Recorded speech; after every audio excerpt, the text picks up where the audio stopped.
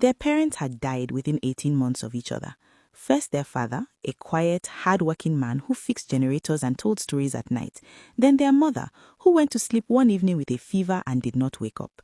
The kind of death that happens when a family has no money for hospitals and too much pride to beg. Amara was 19 when she became the only wall between Zara and the world.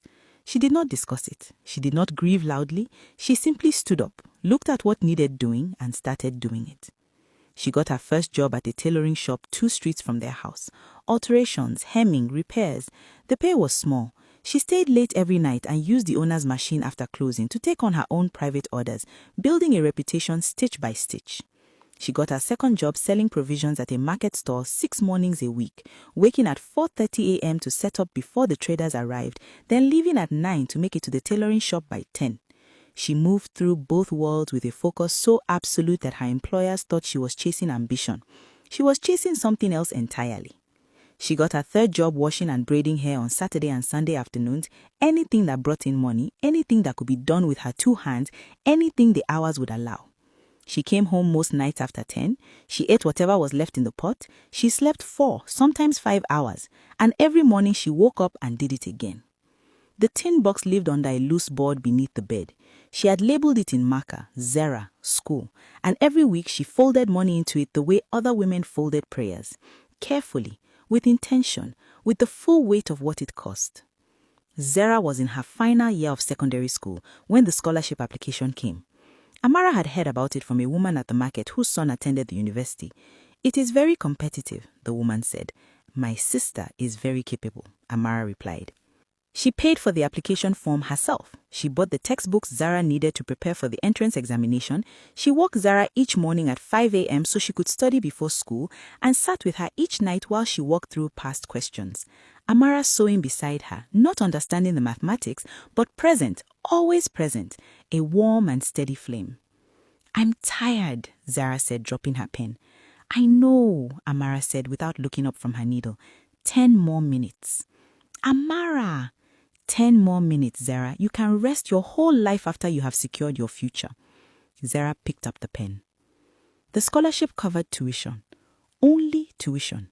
The day the letter arrived and they celebrated and cried and held each other in that small room, Amara was already doing the arithmetic in her head. Accommodation near campus, expensive. Feeding, a monthly budget she would have to build from scratch. Books and materials. The engineering faculty had a reading list that made her throat tighten when she saw it. Transport, medical, clothing. The 100 small costs that universities never mention in their brochures, but that swallow students whole. None of it was covered. All of it fell on her. She told Zara none of this. She just smiled and said, "Let's go and buy rice. Tonight we celebrate." The first year of university nearly broke her. Amara took on more sewing orders than she could reasonably handle, staying at the machine past midnight with her back aching and her eyes blurring. She added a 4th income stream, selling homemade chin-chin and groundnut cake that she packaged and supplied to provision shops on her way to work. She walked instead of taking commercial buses. She stopped buying clothes entirely. She ate once a day, sometimes twice if there was enough. She sent Zara money every month, always on time, always enough. Books. She bought every book on the list, sourcing second-hand copies where she could, saving for weeks to afford the new ones when second-hand wasn't available. She packaged them and sent them by bus with a note inside, "To. Your reading is my investment. Don't waste a single page." She paid the hostel fees in installments, negotiating with the accommodation office with the patience and firmness of a woman who had learned that the world rarely gives you what you cannot ask for. She sent money for Zara's feeding stipend every 2 weeks. She sent money for toiletries. She sent money for the faculty excursion Zara mentioned on the phone. She sent money for the data subscription so Zara could access online course materials. She sent and sent and sent. From a body that was running low. "How are you doing?" Zara would ask on their weekly calls. "I'm fine," Amara always said. "Are you eating?" "Of course. Tell me about your week." She redirected every conversation back to Zara. She did not mention the day she went to bed hungry. She did not mention the week the tailoring shop reduced her hours and she sat in the room doing the arithmetic over and over, moving numbers around like pieces of a puzzle that didn't quite fit. She did not mention the cough she had carried for 3 weeks without seeing a doctor because the doctor's fee was earmarked for Zara's textbooks. She did not mention any of it. Because what was the point of sacrifice that needed to announce itself? Real sacrifice, she believed, was given in the quiet, without receipt, without record. God keeps the accounts. Second year, third year, fourth year. The money kept going, the sleepless nights kept coming. Amara's hands grew more calloused, her eyes more strained, her body carrying a tiredness that sleep alone could no longer fix. But Zara was thriving. Her grades were exceptional. She made the dean's list in her second year, was elected class representative in her third year. She sent photographs sometimes. Zara in a seminar room laughing. Zara at a campus event in a new dress. Zara with friends Amara had never met, in a world Amara had never seen. She printed the photographs and pinned them above the sewing machine. She looked at them when her back hurt too much and her eyes were too tired and the numbers in the tin box were smaller than they should have been. She looked at them and breathed. That, she told herself, that is what this is for. But somewhere in the third year, quietly, without announcement, something began to shift inside Zara. It started with small things. The weekly calls became every 10 days, then every 2 weeks, then only when Zara needed something. The conversations became shorter, brighter, more surface. Zara talking about campus life, parties, a friend who had traveled abroad, a lecturer who was very important. Less about her studies, almost nothing about home.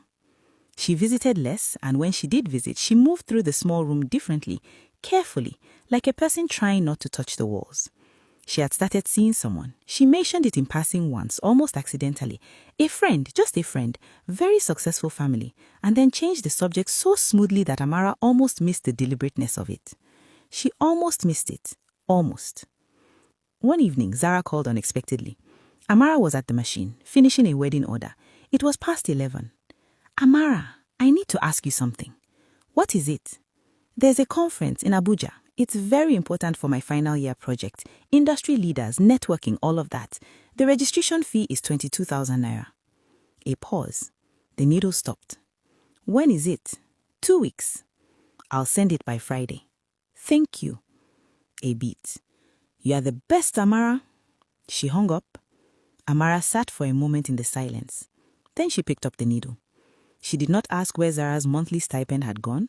She did not ask why in 4 years Zara had never once said, "Don't send it this month, I have managed." She did not ask. She just found the money. As she always did. As she always would. She had given everything she had. Her youth, her sleep, her health, her hunger. Her entire 20s poured into one person's future. She did not call it a sacrifice. She called it love. She did not know yet that love, unprotected, can be mistaken for something that costs nothing. Zara had run to her and held her, and Amara had pressed her lips to the top of her sister's head and said nothing. Nothing needed to be said. 4 years, 3 jobs, a tin box, 1,000 unslept nights. This moment was the receipt. They took photographs together. Zara with her degree, Amara with her arm around her, Zara's friends passing by, congratulating, chatting. And then one of Zara's friends had looked at Amara, at the carefully made but clearly homemade outfit, the working woman's hands, the unfamiliar face, and said brightly, "Is this your auntie?" Zara hesitated. It was a small hesitation, half a second, the length of a breath. "This is my sister," she said. But the hesitation had already happened.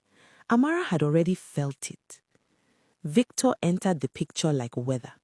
Gradually, then all at once.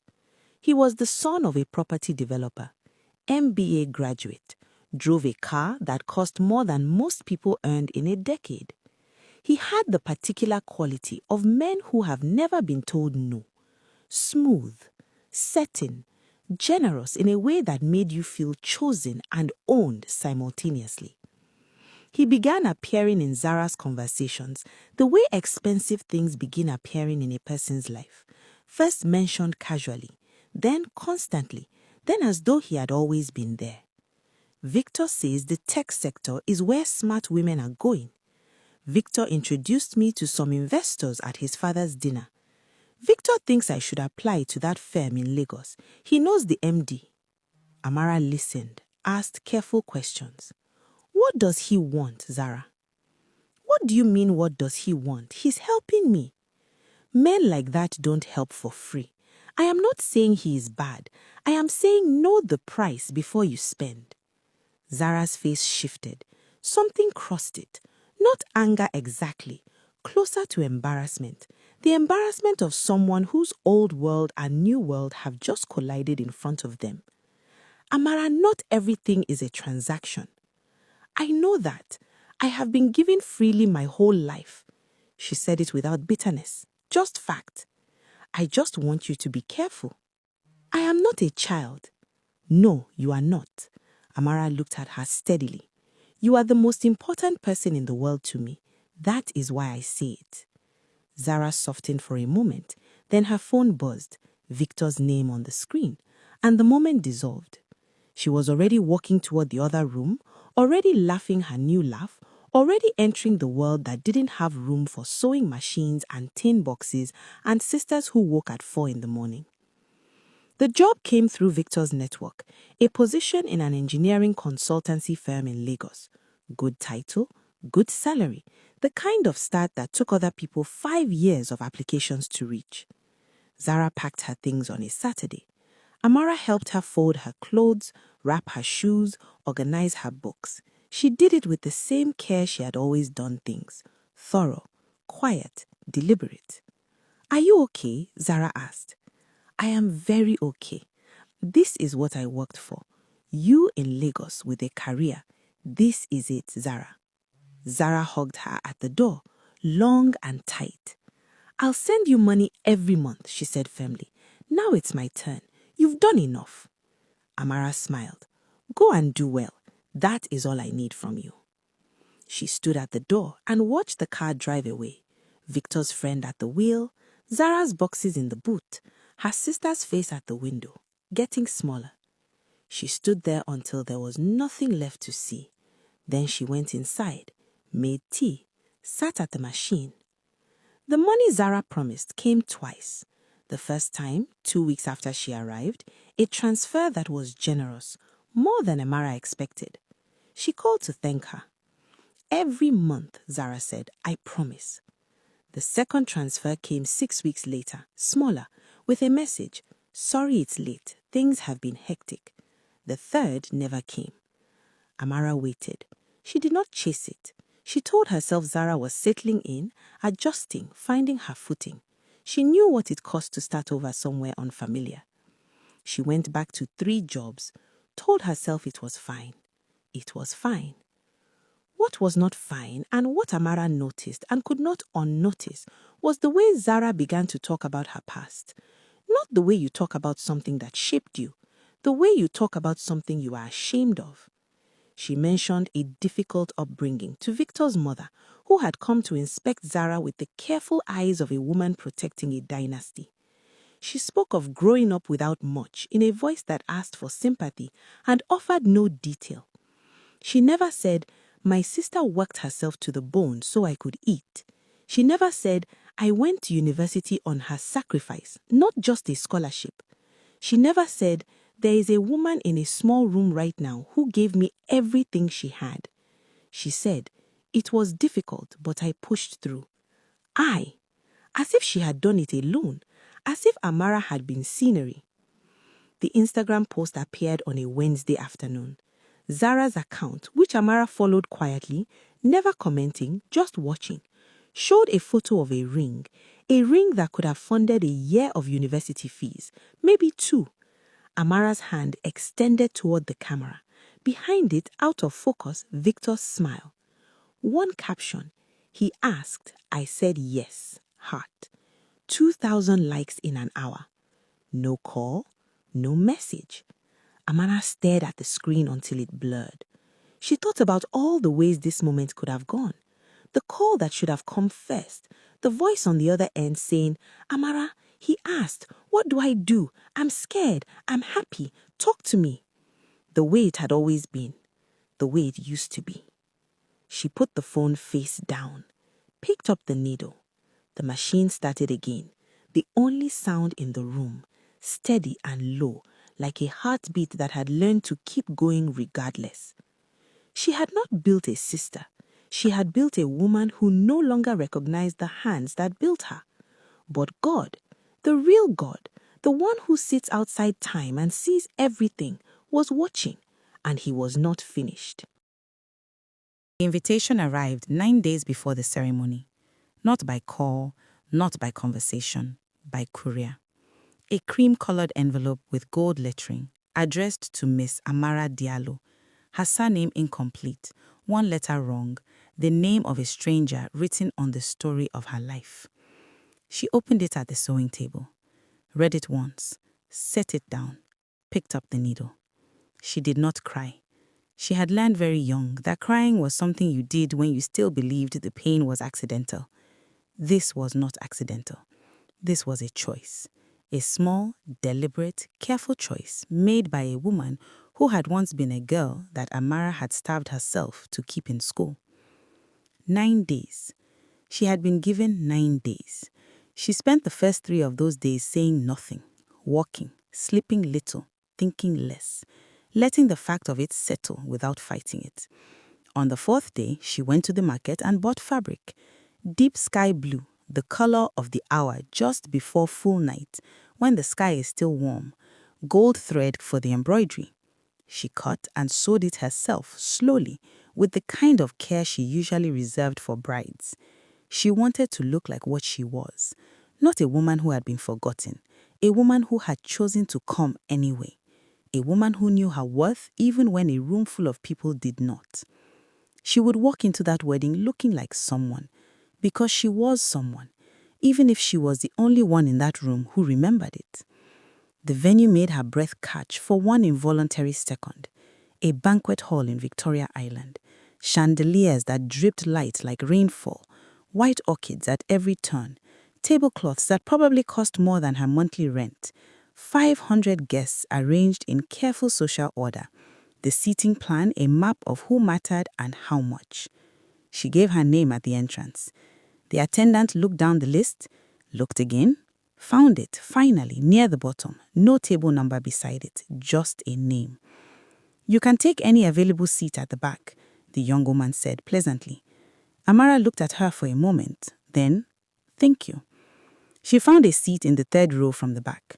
Around her, distant cousins from Victor's extended family who had traveled from Owerri, old classmates of Zara's who were also clearly not in the inner circle, a few people who looked as uncertain about their placement as she felt.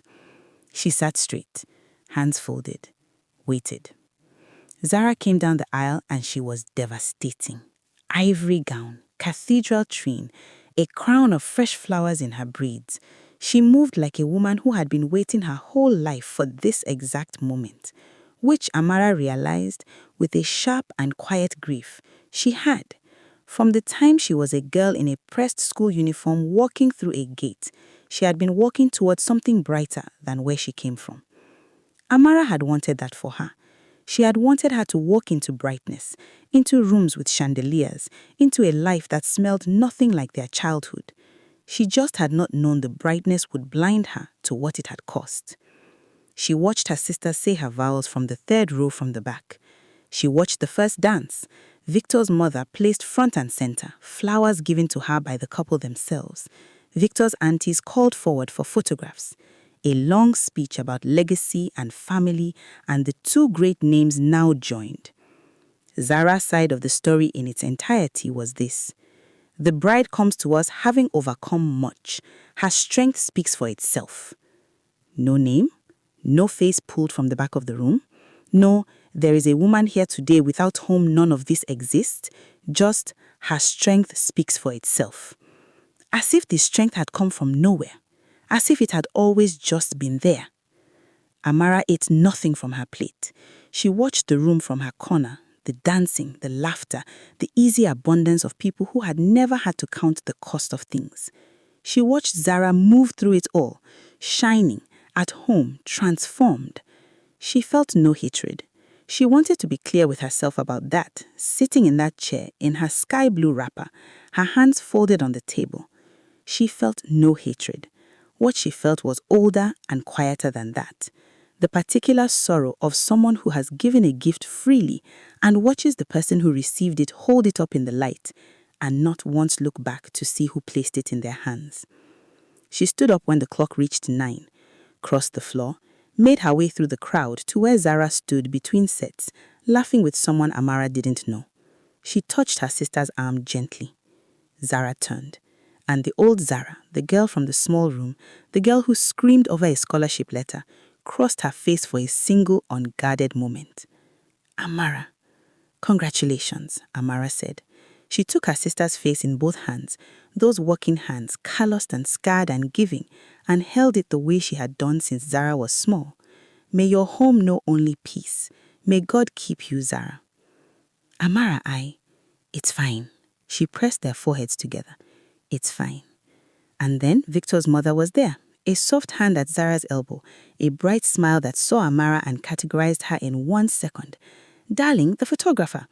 And Zara was turned, pulled, absorbed back into the machinery of the evening.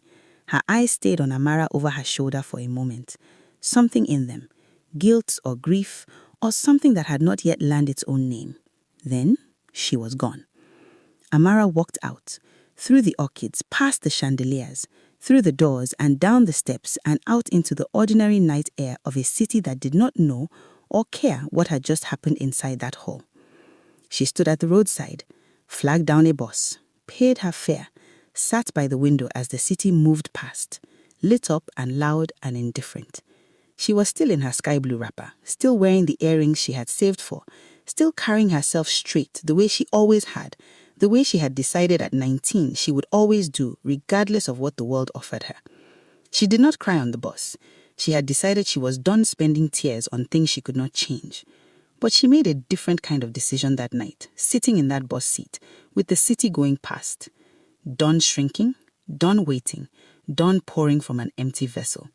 From this night, she would work, but for herself. Build, but for herself. Pour into ground that would grow something back. She had earned that. God knew she had earned that.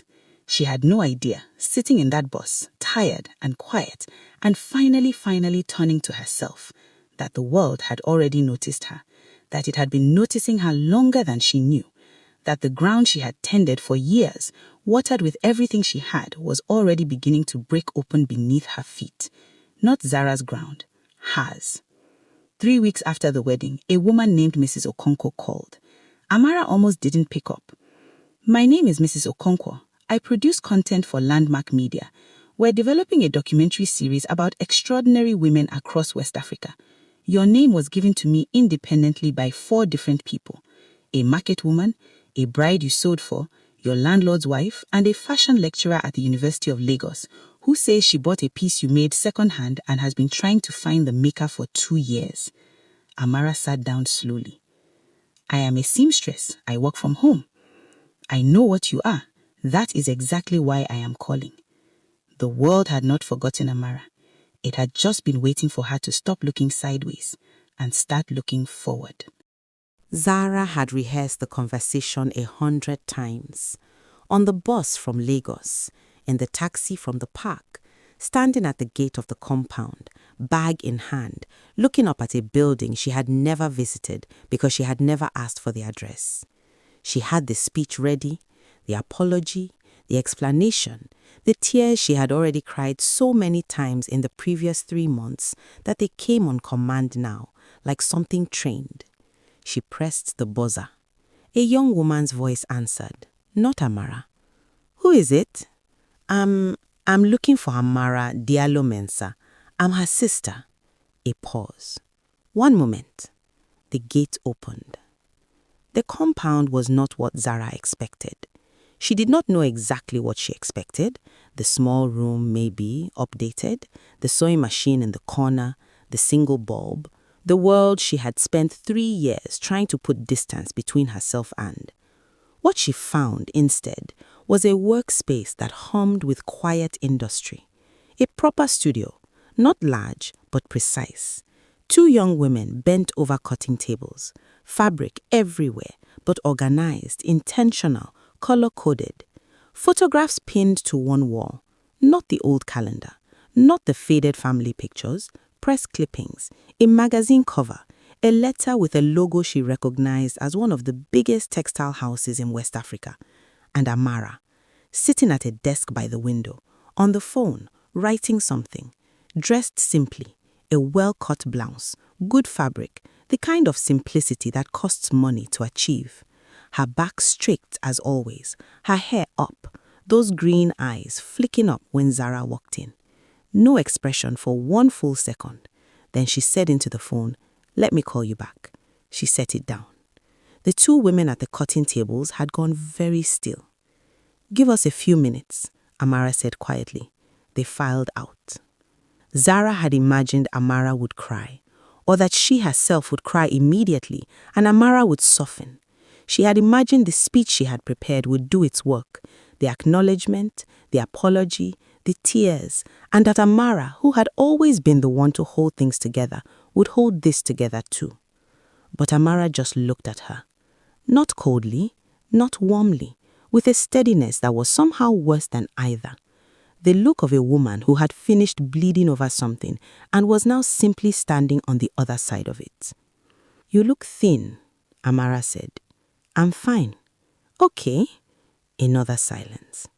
"Victor and I," Zara started. "I know, I heard." Of course she had heard.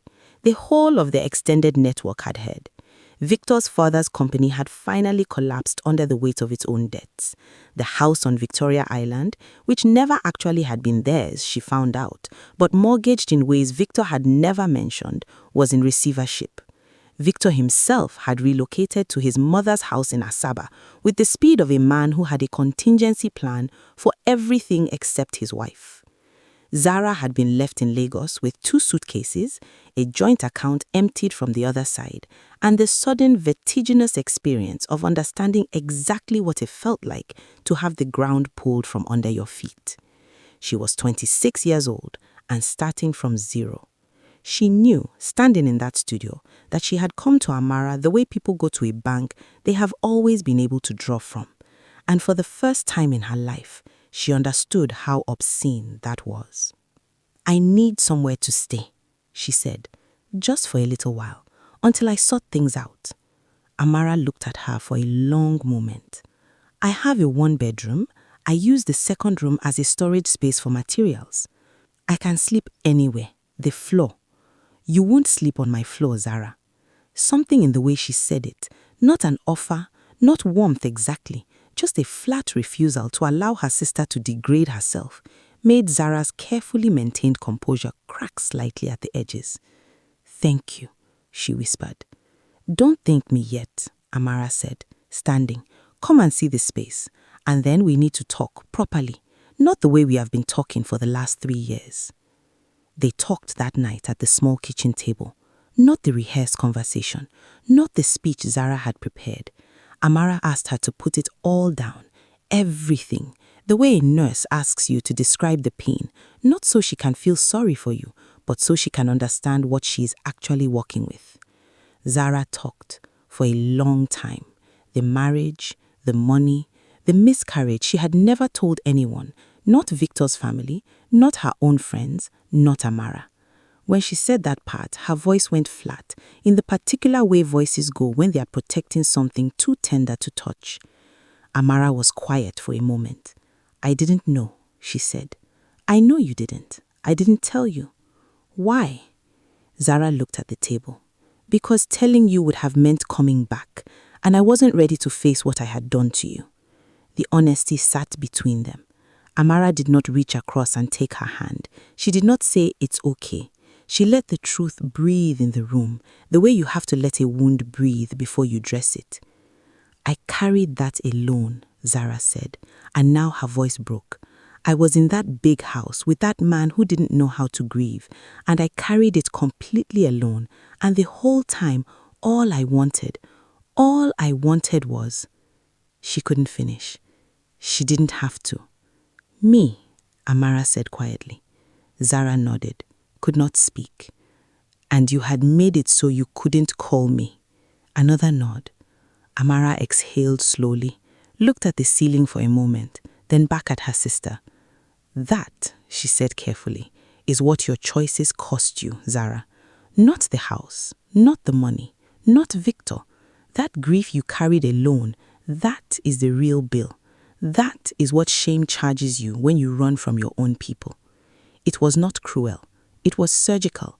the kind of truth that only someone who loves you is willing to say. Zara put her face in her hands. Zara stayed. She cleared the storage room herself, moved every bolt of fabric, every box of supplies, without making a production of it, without nagging a moment. She slept on a mattress Amara pulled from storage and said nothing about its thinness. She woke up early. She was quiet while Amara worked. She made herself useful in the small ways available to her, sweeping, cooking, running errands, not performing humility, just inhabiting it, learning it the way Amara had always lived it. But Amara was not the same woman who had once rearranged her entire life around Zara's needs. She had work, deadlines, a collection to finish, calls to take, a career that had taken everything she had to build and would not pause because her sister had arrived with a suitcase and a broken marriage. She was kind, she was present when she could be, but she did not drop anything. And Zara had to watch that, had to watch her sister, the woman she had once dismissed as just a seamstress, move through her days with the confidence of someone who knew exactly what they were worth. Taking meetings, making decisions, being sought out, being